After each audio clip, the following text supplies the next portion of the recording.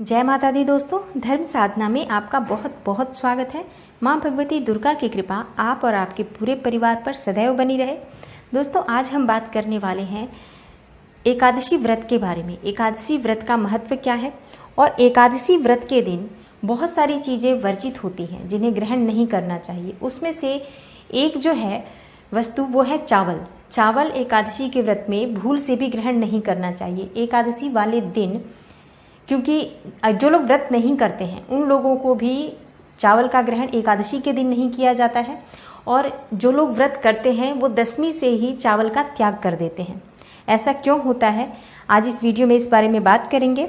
दोस्तों, एकादशी का व्रत जो है वर्ष में 24 एकादशी होती है। हर महीने में 2 एकादशी का व्रत होता है, एक कृष्ण पक्ष में, एक शुक्ल पक्ष में।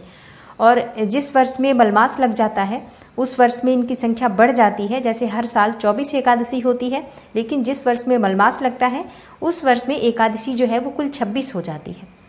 दोस्तों, शास्त्रों में कहा गया है कि एकादशी के दिन व्रत रखकर भगवान विष्णु के विभिन्न अवतारों के बारे में स्मरण करना चाहिए, उनके विभिन्न स्वरूपों का स्मरण करना चाहिए, ध्यान करना चाहिए और भगवान श्री हरि विष्णु की पूजा करनी चाहिए एकादशी के व्रत के दिन। सभी व्रतों में एकादशी का व्रत भगवान श्री हरि विष्णु को बहुत अधिक प्रिय है और एकादशी के व्रत को व्रतराज कहा गया है, व्रतों का राजा। मोक्ष की प्राप्ति हो जाती है एकादशी के व्रत करने से। सभी तरह के पापों का नाश हो जाता है एकादशी का व्रत करने से। एकादशी के व्रत करने वाले व्यक्ति को विष्णु लोक की प्राप्ति होती है यदि वह व्यक्ति नियम से और पूरे भक्ति भाव से विष्णु भगवान की सेवा करते हुए एकादशी का व्रत करता है। तो दोस्तों, जो लोग किसी कारण से एकादशी का व्रत नहीं कर पाते हैं, जो एकादशी के दिन किसी कारणवश जैसे कि सक्षम नहीं है, शारीरिक रूप से अस्वस्थ हैं, बीमार हैं, या फिर किसी भी वजह से जो लोग एकादशी का व्रत नहीं कर पाते हैं, उन्हें एकादशी के दिन खाने पीने में सात्विकता बरतनी चाहिए, व्यवहार में अपने सात्विकता बरतनी चाहिए। इस दिन पूरी तरह से नियमों का पालन अगर वो करते हैं तो व्रत नहीं करते हुए भी उनको व्रत की संपूर्ण फल की प्राप्ति होती है। दोस्तों, सात्विकता के पालन का मतलब क्या है? सात्विकता क्या है?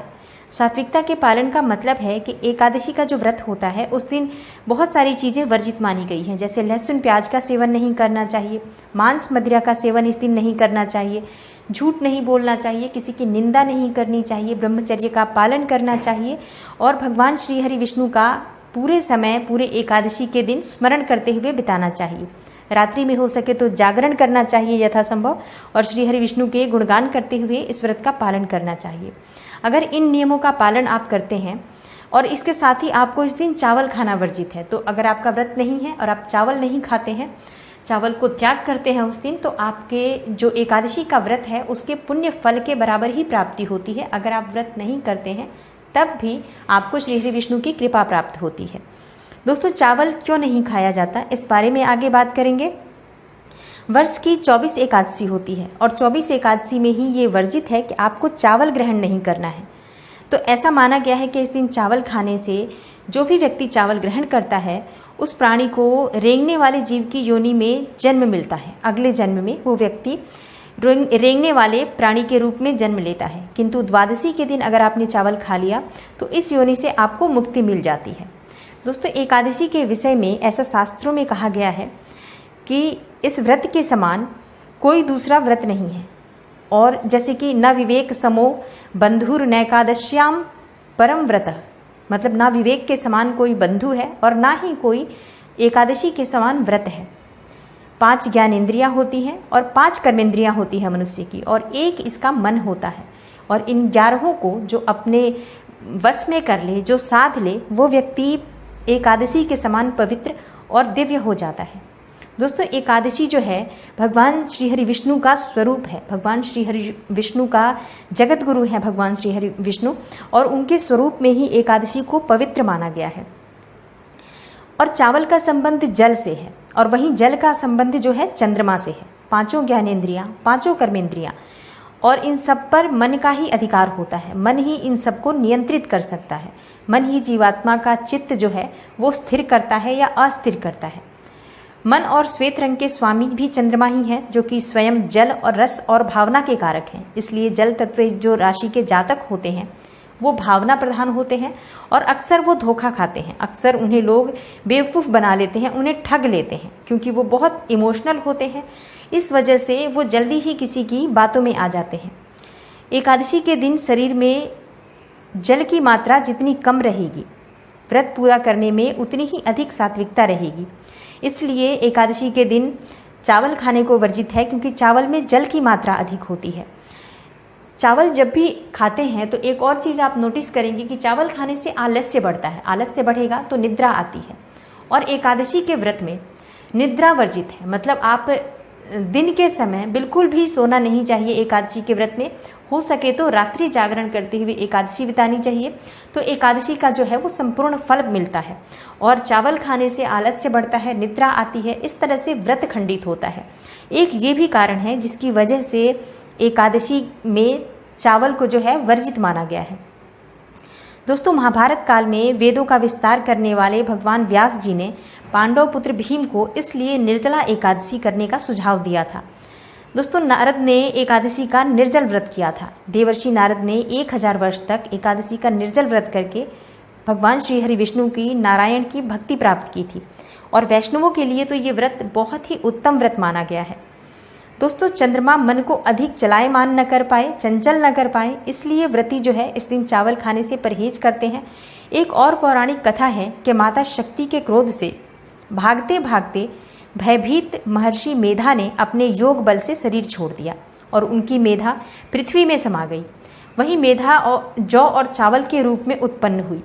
एकादशी पर यह घटना हुई थी, इसलिए एकादशी के दिन चावल खाना वर्जित माना गया है और जौ खाना भी वर्जित माना गया है, क्योंकि चावल और जौ जो है महर्षि मेधा की ही शक्ति है, जो कि जीव स्वरूप माना गया है। इस दिन चावल खाना महर्षि मेधा के शरीर के छोटे छोटे मांस के टुकड़े खाने जैसा माना गया है। दोस्तों, इसलिए इस दिन जौ और चावल को जीवधारी माना गया है और इस दिन ग्रहण करने के लिए वर्जित किया गया है। चावल और जौ को शास्त्रों में भी एकादशी के दिन वर्जित माना गया है। आज भी जब आप देखेंगे ना, तो चावल और जौ जो है उसको उत्पन्न करने के लिए मिट्टी की ज़रूरत नहीं पड़ती है। केवल थोड़ा सा जल आप उस पर छिड़क दें, जल का छींटा मार दें, तो बहुत जल्दी वो अंकुरित हो जाते हैं। इनको जीव रूप मानते हुए एकादशी के दिन भोजन के रूप में इनको ग्रहण करने के लिए मनाही की गई है, इनका परहेज बताया गया है, ताकि सात्विक रूप से विष्णु स्वरूप एकादशी का व्रत संपन्न हो सके और व्रती को संपूर्ण फल की प्राप्ति हो सके। सात्विकता के साथ वो इस व्रत को पूरा कर पाए। दोस्तों, इसी तरह से मान्यता के अनुसार एकादशी के दिन जो व्यक्ति चावल खाता है उसको, जैसे जिन चीज़ों को वर्जित माना गया है, अखाद्य पदार्थ जो ग्रहण नहीं करने योग्य है, ऐसा माना जाता है चावल का इस दिन ग्रहण करना। इसलिए इस दिन चावल भूल से भी ग्रहण नहीं करना चाहिए, क्योंकि माता शक्ति के क्रोध से बचने के लिए महर्षि मेधा ने शरीर का त्याग कर दिया था और उनका अंश पृथ्वी में समा गया था, और वही अंश चावल और जौ के रूप में उत्पन्न हुआ। इसलिए और चावल और जौ को जीव माना जाता है, इसलिए एकादशी के दिन चावल खाना वर्जित माना जाता है। दोस्तों, एकादशी के दिन चावल खाने से वैज्ञानिक तथ्य भी इसके पीछे हैं। वैज्ञानिक कारण है इन चावल ना खाने के पीछे।